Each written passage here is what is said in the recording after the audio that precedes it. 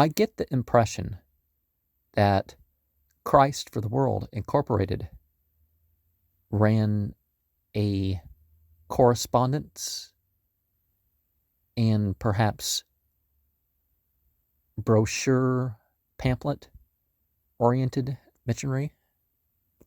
And I don't know really anything about Bernard Palmer or it except from this book, which was intended to be distributed freely. But rather than certain teachings in the Bible and other, at least partly on Islamic sources, and secularism being the big push behind that, they try to blame Islam for what may or may not be done by people who are considered to be Muslim. And of course, stories like are listed in here are the rare exception, and that's why they bring it up. Just like in the Glenn Beck book. Because something is done by or believed in by less than 1% of the people that are supposed to be Muslim, that is reason why, you condemn the religion, even though you can't actually find the support for some of this stuff yourself in it. They start off here by trying to proclaim that Islam is the worst against women, despite the teachings of Islam itself making both chauvinism and feminism obsolete, because the genders are equal but different, and putting more measures for the protection of women, certainly not the forced marriage of the Bible. Yeah, the Bible has no concept of requiring consent in marriage. And it also allows forced marriage under certain conditions. Just like Sam Harris, one of the things that this book does is it speaks of Islam as it's a whole way of life. It has guidance for everything. Like that's some sort of problem. In fact, it's more freeing in the way it does that to those who are inside to that sort of thing. Now, the Turkish people and all sorts of other people for a lot longer ago than these people around, people know Christianity exists. They know what the message of Christianity is. They may not know some specific church, and so that gives some of them an excuse to say, well, they just don't know Christianity. It's like if they know Islam, they know the basic message of Christianity that sets Christianity apart. Even people with money will come for free entertainment and food and drink. When you're trying to do missionary work of any sort, be prepared for people to state their beliefs. And Turkish people in Germany and other such instances, they would have known that, people have different religions and all that other stuff. They wouldn't have rioted because somebody said, well, you should accept my religion. It's like people in Turkey have always had different religions. Almost no area in the world has ever been under one particular thing. The Judeo-Christian vision has attempted that. Right now, there's an attempt to cause enough explosions in the Muslim community that the only people left in the Holy Land are Zionist Jews, and they are attacking other Jews as well in the middle of this. But Islam has never been a faith that has allowed for people to be attacked because they believe something differently. La ilaha illallah Muhammadur Rasulullah was the response that they heard. And that could have been the thing, that they heard that, and it was repeated. And it's like, well, you gave us free food, but we're not convinced. And there's no God but God. and Muhammad is his messenger. And you can make the point that Jesus believed the same thing too. It's like, oh, you shall love the Lord with all your heart, strength, and might. Well, Lord sort of mistranslation, but let's leave that there.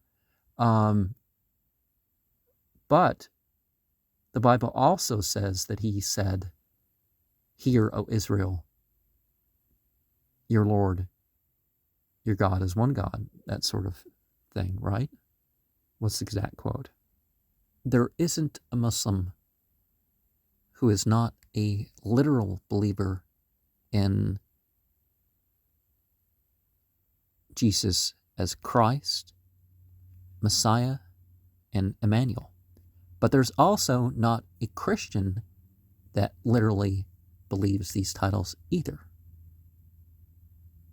So the Muslim believes those titles, and the Christian disbelieves those titles as far as something you can take literally. And certainly Islam is not commanding people to hate people just because they believe something different. Here you are loving them, but they don't even like you, as the verse in the Quran says. Some people become wary that people are trying to use grief and other emotions to exploit them. Some people will read from Surah 36 of Al-Quran and some other passages to comfort people who are or are not of their faith. And if a Christian is going to be honest, there is more agreement between the Bible and the Quran than there is between the Bible and the Bible. The Quran doesn't believe in a flat earth and some other stuff like that, but there's fewer of what you call contradictions. The Bible has about twice that within itself. And in saying, here's this thing here, certainly, acknowledging what you see as good and true in other paths, that's useful. And their worries were about fiscal situations. They didn't think they needed somebody to relieve them spiritually to pay for their sins. They thought they could be direct with God. That's what the Muslims are thinking.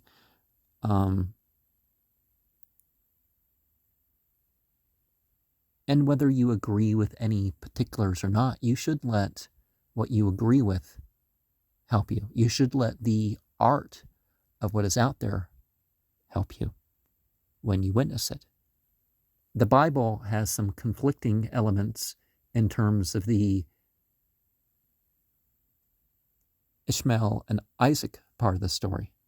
The Quran, for example, does not teach that God gave Abraham the dream. And it further illustrates this by, God loves the doers of good. You've done enough with this sort of thing. It's like, if Abraham was commanded, he should have fulfilled the commandment. If it was from a godly source, right? But Islam does not make the descent from one or the other son or neither the important thing.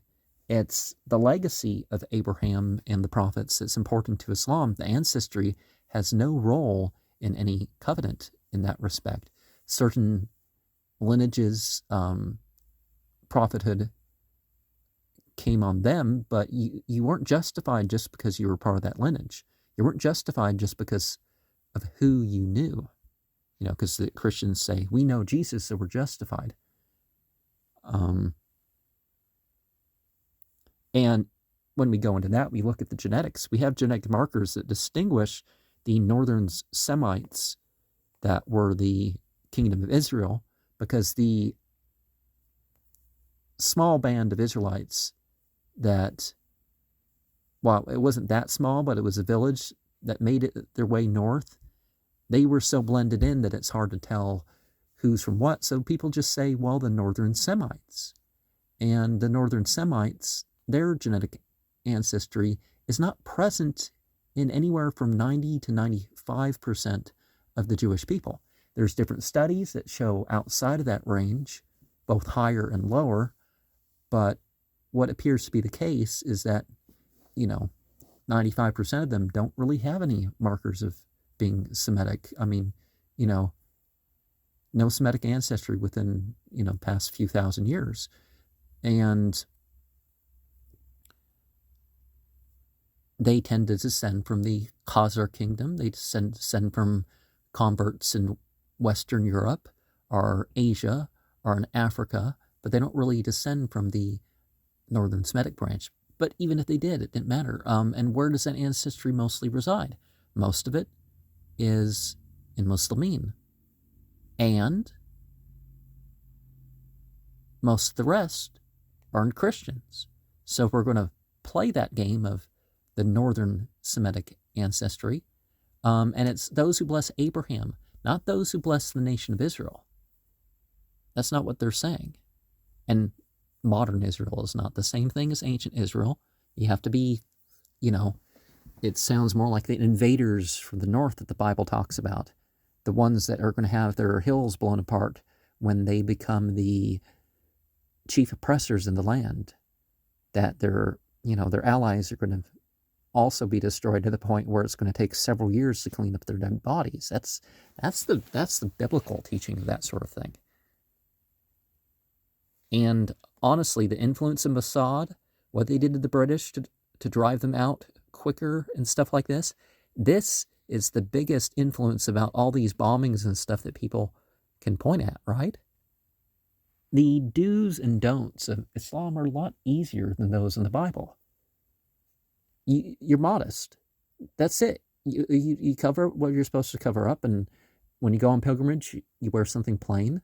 The Bible has so many rules about what clothes and food and all that sort of stuff, pages and pages of this stuff. Have you ever tried doing the Hanukkah section of the Bible, reading all that?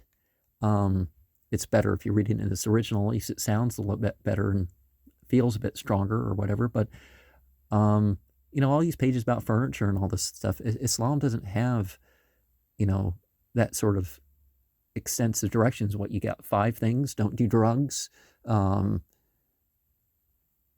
There's a particular way of slaughter.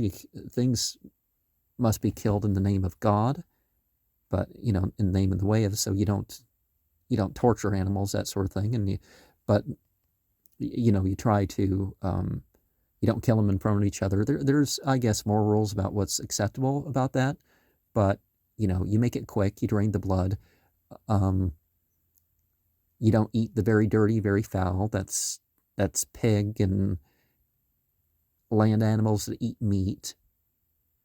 You don't eat carrion. You don't eat where the blood is pulled, or you don't, collect the blood and make that into blood pudding or any of that stuff.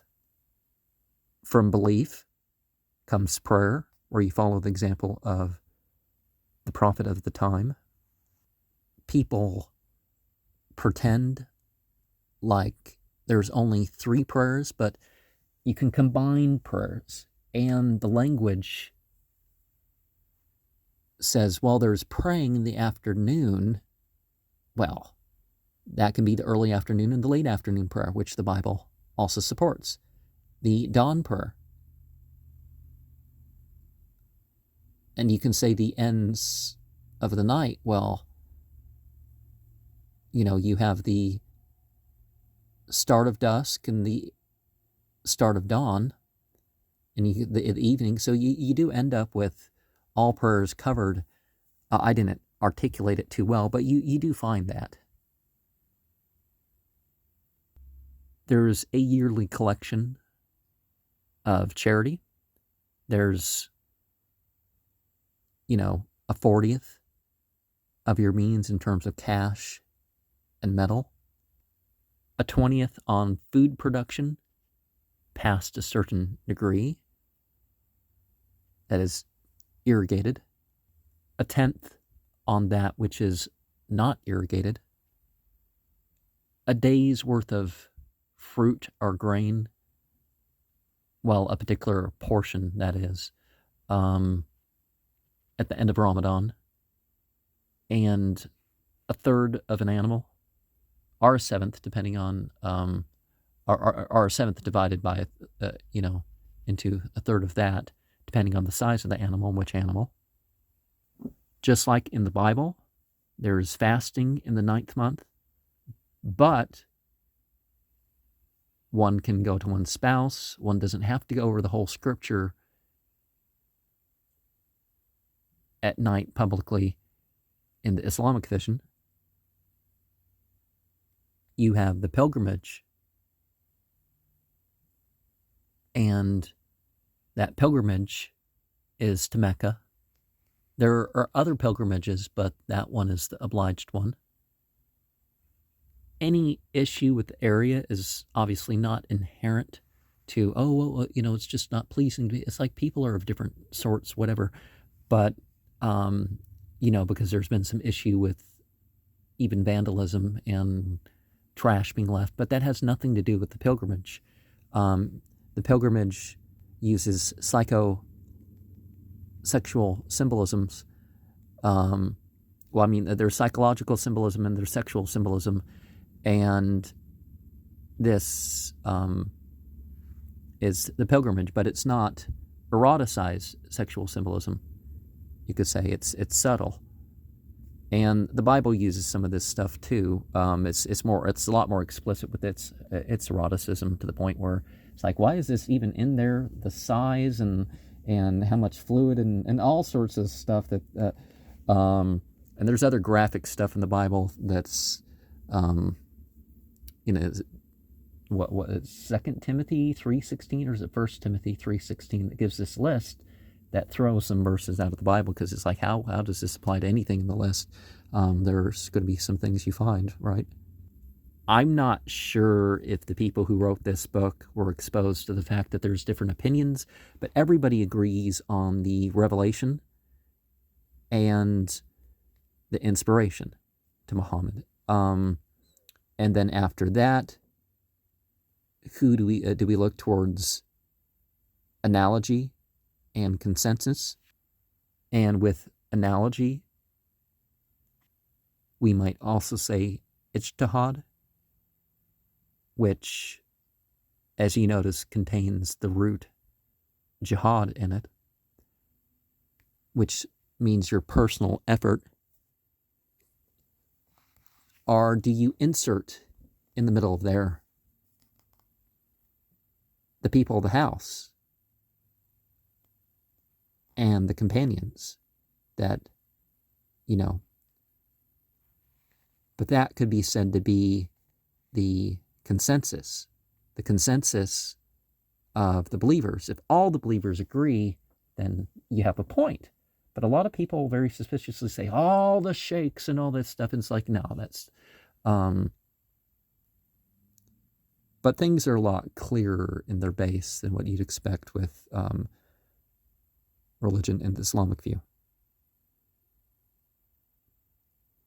You know what I mean? You expect some things about religion, and you expect there be all sorts of gaps and stuff like this. And Islam, if you study it in depth, particularly if you think over the passages of the Quran and understand some of the inflections and the history and stuff like this, the Quran answers about anything that you can think of answering as far as your spiritual guidance in the issue. And of course, the Shia, they focus on the close disciplic succession line. The Sufis have that sort of idea, but a charismatic leader or somebody with enough experience could rise up and start an order, or enough of a scholar, that sort of thing. The Sunnis, it's more about the general community. And yes, they focus most of all in the initial generations of who knew Muhammad, then who knew them, then who knew them, then who knew them. In the Islamic world, there's, of course, the idea of differentiating society. There's people with a scripture-based religion. Very specifically, we have the Christians and the Jews, and the Shia tend more towards accepting what you call Zoroastrians, even though the Sunnis have the reference in the Quran that you could say, the Majus and the Sabaean could be said to be Zoroastrian, are other communities related to other prophets like that. Some say John the Baptist was okay, but that sort of relates more to the Christian side of things, right? But not Christian, but you know what I mean, because the Islam has a word, and the word for Christian and Jew implies more than that. Just like you see in translations of the Quran, the synagogue and the church and the monastery, but they're broader terms than just Christian and Jewish places. When you look at which group is most likely to be militant, it's actually the Sufi, but because they're more likely to unquestionably obey their leader, or their scholars or whatever. But see, again, these things are rare to a certain extent, right? And some things that are talked about are rare, like the vendetta killings and the honor killings and stuff like this. They're a lot more common in the West. And they're not taken as seriously in the West because it's like 500 something one group on one group mass shootings. Well, I mean, one group doing mass shootings, but they focus on the news about another group that's done, 60 or something like that. And so they don't report things in balance. It's whatever agenda they're trying to fulfill. Islam started to catch on almost all the areas that people talk about. Oh, it's spread by the sword and some other nonsense. It's like it was never forced by the Chinese army. It was never forced by these Shia in India. Islam never allowed the forcing of religion, never allowed the dismemberment for trophies or outside of actually fighting people or whatever. It never allowed fighting people to, spread the land or spread the, or collect the wealth or go on slave raids or forced conversion. Islam was never part of that. But you find in the Bible that those who don't make Jesus Lord, bring them here and kill them, has been used to say that if you don't believe in the Christian type of Lord interpretation of that passage, that you kill them, even though the Muslims will carry Jesus as a valid spiritual master and was supposed to be leader of the community in even a political sense. I mean, that was his right per se, but the people never gave that. The Church of Hermetic Sciences also kind of looks into some of what was going on and said, yeah, part of the whole thing with Jesus was he probably was trying to restore a kingdom, a sort of Jewish kingdom by ethnicity, but more along the lines of religion, but not per se the conservative religion that you'd associate as Judaism. Any pride by dress or some other thing, again, is not something you can blame on the faith. Islam doesn't condemn any animal. Muhammad stopped people from going about killing dogs. And they just don't have dogs as pets. It turns out that dogs even breed away useful features and health features for even themselves when they are turned into dogs, and that becomes a multi-generational. They turn into pets. It becomes a multi-generational thing. There are certain allergies and ailments that result from people having dogs in their homes, particularly in colder climates, rather than in the Western system where women are sort of downplayed if they don't perform like men in all the same things, which the most economically advantageous ones and the most popular sports and stuff like this all tend to be ones that men do far better at. Islam doesn't downcast them for their differences in physicality or mentality. We all have our own different sorts of intentions. Islam supports marriage so much that some of the feminists are throwing a fit right now that you need to completely destroy the occupied people of the Holy Land in order to spread this group that marriage is less common, highest rate of highest rate of rape, domestic violence,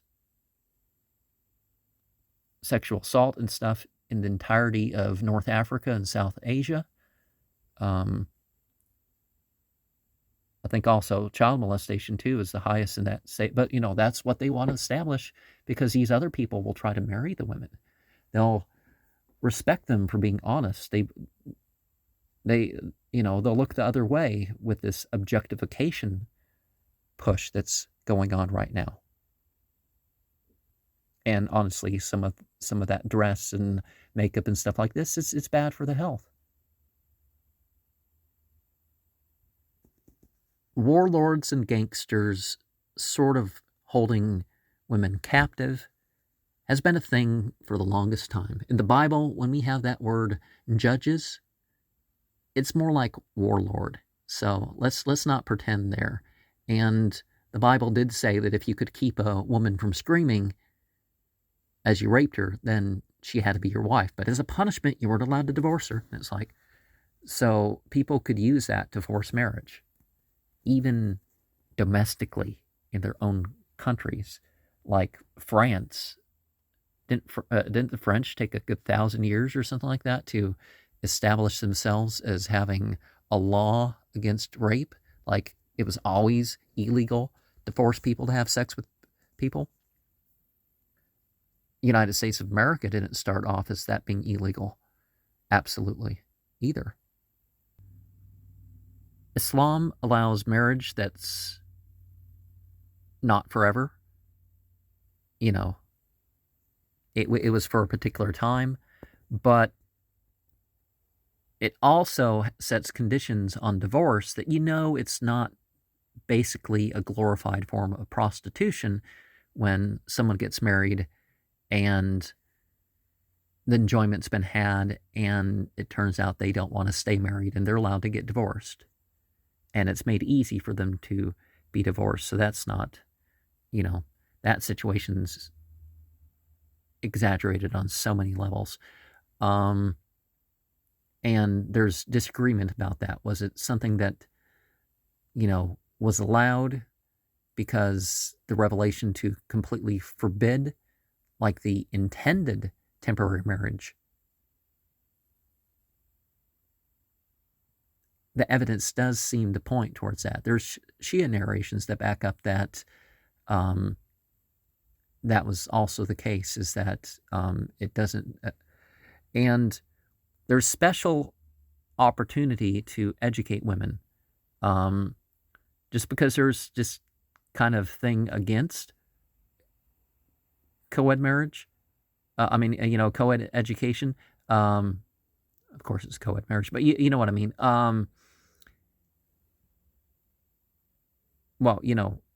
One gender marries the other gender.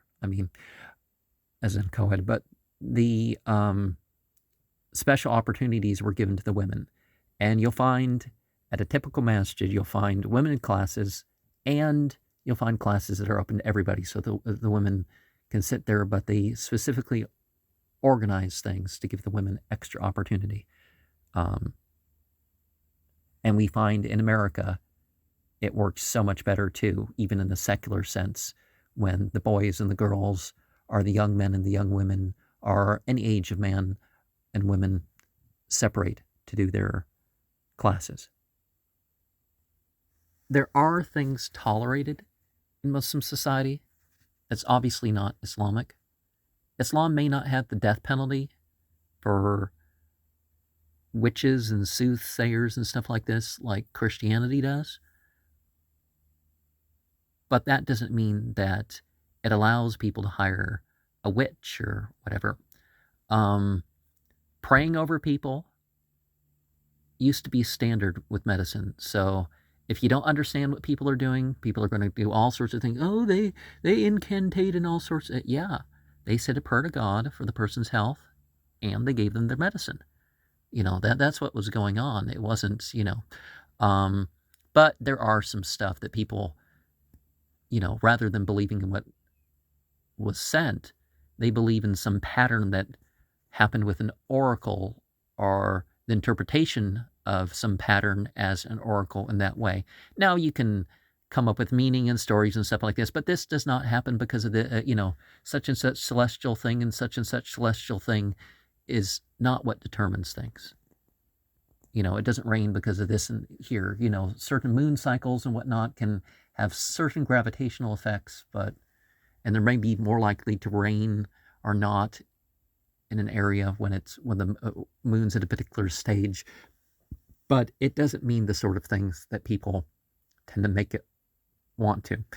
And if people who convert to Christianity become all depressed and want to kill themselves because of this new presence in their life and what they miss about their old faith, isn't that a problem? It's not the same thing as like, okay, you accept religion and therefore you're following the rules of eating and you crave some food and maybe you don't know how to deal with that craving quite yet. That's a little bit different. But I don't think and withdrawing from drugs, that can be pretty hard. But again, it's the problem with the drugs and the ill effects of whatever, and you're just stopping. It's like with the loud music and everything else, people get themselves stressed, and it's like when they pray, they can deal with things again. And some people, especially if they're not going through the movements correctly, Islam actually gives instructions about breathing and positioning and stuff like this to make your prayer and your religious life of a better experience. That's why it's a lifestyle that builds up. That story of Moses, you got the mountain, but you don't give up the mountain of an accomplished life because the next rock is more effort than you would like it to be. You will not find anything in any author like this that actually brings forth some empirical evidence of contradictions or ability to do the same as far as the language use of the Quran, or some sort of scientific error. But you do find that with the Bible. And where's the evidence also that Muhammad wrote stuff? But where's a complete Bible that's as old as the complete Quran? Isn't there about 300-400 years before you get a complete Bible? You have fragments of some of the books of Bible going back, whatever, and you have, and then on top of that, the Bible ends up being changed over the generations. There's some verses that appeared in the 1900s. I don't know if there's been verses in popular Bible versions that have changed or whatever now. It seems that every person's lifetime, the next lifetime, you could say, if you don't count the individual generations, it used to be a lot more frequent. There was 100-something different versions of the King James Bible, but, the Quran admits the whole thing that it is in the language it was revealed in. The Bible, we have this idea that the Bible is not even in the language of Jesus and Paul and stuff. They put it all in Greek. And they edited and stuff like this. And then they put it in Latin, and then they put it in other languages.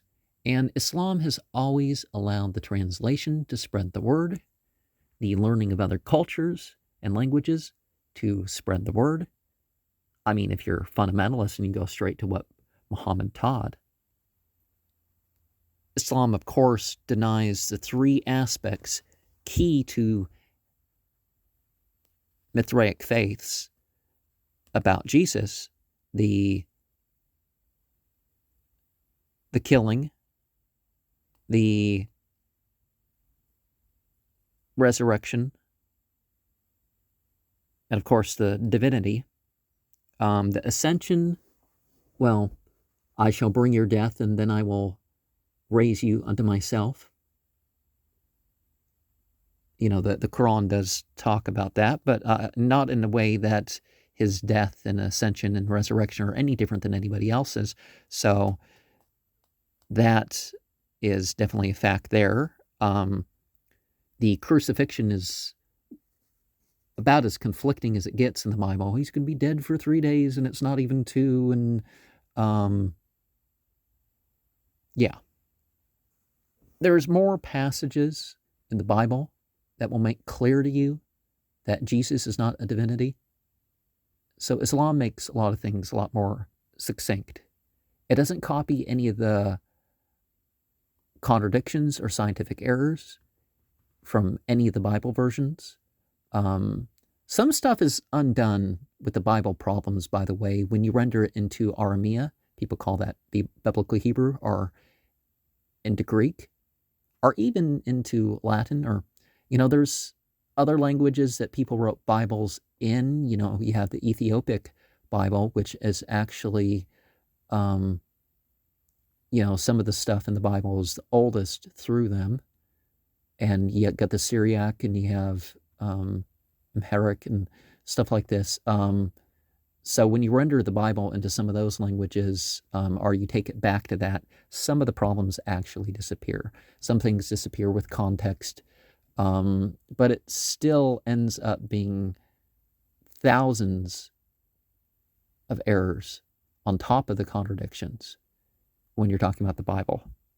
So the idea that Islam just borrowed things, well, the Bible very particularly redid what was going around. They reworked other myths and stuff. Yes, a Muslim believes that the prophets were sent with their revelation and stuff, but that wasn't all that was going into the Bible. There was 74 books mentioned in the Bible, and some of those books, if you find out about them, they're actually bigger than the whole Bible. Most of them are smaller than that, but some of them are bigger than the entire Bible. I'm talking about some of these cuneiform things. And we have the example of President Carter, which I think died in the past year.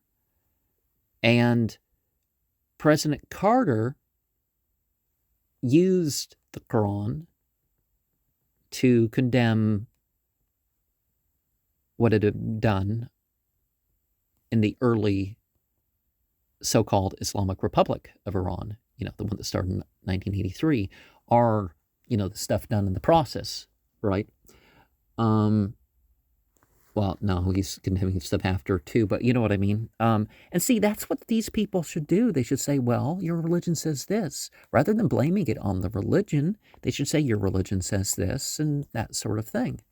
I have a Quran translation that's misleading in a few passages, literally just a few.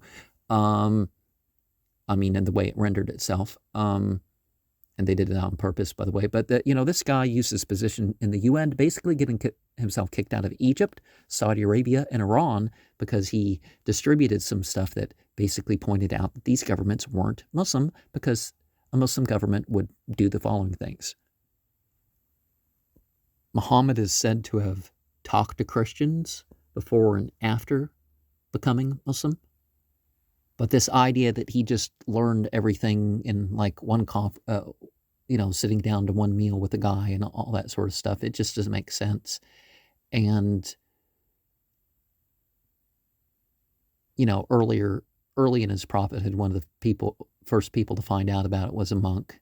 But that doesn't mean that, or the fact that he married a Coptic woman, doesn't have anything to say along the lines of, he was going to become a Christian, or going to try to make his religion a Christian religion, because he never believed in these gendered ideas of divinity or this Godhead idea or any of that stuff.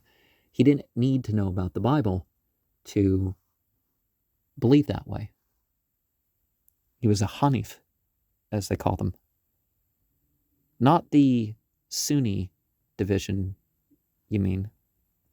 His ideas came from experience. Muhammad's ideas were of benefit in this world and the spiritual worlds, the hereafter, I mean. specifically, but I guess otherwise too, right? For all sorts of people, rich, poor, whatever. And, you know, they had ideas of how society could be better. That is why he eventually ended up being the leader of Yathrib, later renamed to Medinat an-Nabi, the city of the prophet, the exemplar prophet. And, you look at the Bible teachings on this stuff, and you find out that there's a lot more biblical teaching prophesying Muhammad than Jesus. And some of the ones that people say was Jesus, is like, it doesn't really fit Jesus, but it fits Muhammad pretty much perfectly. And who blesses more than a Muslim, an observant Muslim, making a point of, I don't mean anything particular by where I tap the book. There's a kid there, and ever since the Crusades, al-Muslimin have resisted the conquering of others, both culturally and in terms of faith. And that's the thing, because they're about maintaining themselves and their way of life, their religion. And I don't mean some backwards thing where they don't accept new technology or something like that. There's certainly episodes of that which have nothing to do with the religion, because the religion encouraged all sorts of science. It didn't encourage certain things that people do with science, you know what I mean? But, the acquiring knowledge and technology, certainly it did in all fields. You could say the strength per group, in terms of concentration, that started happening for a reason, but it wasn't modern technology. It was that people were compromising for the sake of power. People wanted to make religion into a business. There were people that wanted to require too many of their own opinions on others rather than it being an open dialogue. There were people who basically sold themselves out, right? There were people that didn't know the difference between the method of philosophy and quoting philosophers. So people, rather than early on when they're like, oh, okay, here's this new information, and let's see where it ranks in terms of truth and what we can do with these methods and all that stuff, as was encouraged by Prophet Muhammad, to learn the languages and cultures to spread the faith. People kind of whatever. And like a lot of people, it's not that evolution and the Big Bang and stuff like this. There's Quranic support for that sort of stuff. But, people got the idea from the Christians. The Christians told them it was atheists, and it's like, oh, well, we are going to trust the people of any religion over these secularists, right? People with any religion behave at least better. So a lot of that is because, missionaries come in and give them these ideas, and people get afraid of having an opinion contrary because they feel like their faith might be criticized too, or it's just some trick, right? And it's not really what was going on. When certain deterrents are set aside, or people act like, well, you can't be reactionary. It's like in some cases you do, in some cases you respond differently, or you don't make it about responding to something external. The Quran itself does get a person towards the ideas of the book of the self, the book of nature, and the revealed book. And the reality of each agrees with itself and each other, but of course, some people's conclusions don't. Islam focuses far more on things like love and justice and stuff than the Bible does, or conservative Christianity does. It has more cohesive and detailed things rather than just saying God loves you. um, it enumerates some of that, right? God is the most loving rather than God is love, because, of course, saying that God is love is that everything that is love, the love for evil and ignorance, well, that's just God. It's like, so how can you criticize their love, right? Well, it's beliefs and behaviors that are the issue. Islam doesn't believe in thought crimes. Belief issues, that's something else. You're doing physical deeds, those physical deeds, that can be a different issue. Islam is not fatalistic, and it doesn't deny fate either. It makes being a Muslim about being a Muslim rather than what other people view you as. Things are looked at cyclically, and things are also looked at linearly. Marriage shouldn't be about just the physical side. There is a spiritual war that, as far as how it is for yourself, that, it's personally played out. And so if you let go on some of the spiritual struggles in life, that can be, that can fall. And in some ways, a person goes with the times and that sort of thing. Islam is certainly open to the wide variety of material and psychological culture. It's not limited to a particular or, thing like that. Because it's so much for nature and the family, it doesn't limit, reproduction as a principle. It embraces the natural person, as Christianity says to take off the natural man, and condemns the human being for having their lusts. So one thing, evil plans or whatever, but, the fact that they have desires and all that, Islam isn't like that, and it tries to get people to direct those desires towards useful means and makes their life not about mere desires or their own mere personal ways, but, it's very personalizable, even without being a psychopath or sociopath or whatever. Because that's why people say, oh, it's personal. It's like, well, not in that way, that things are just justified because you want.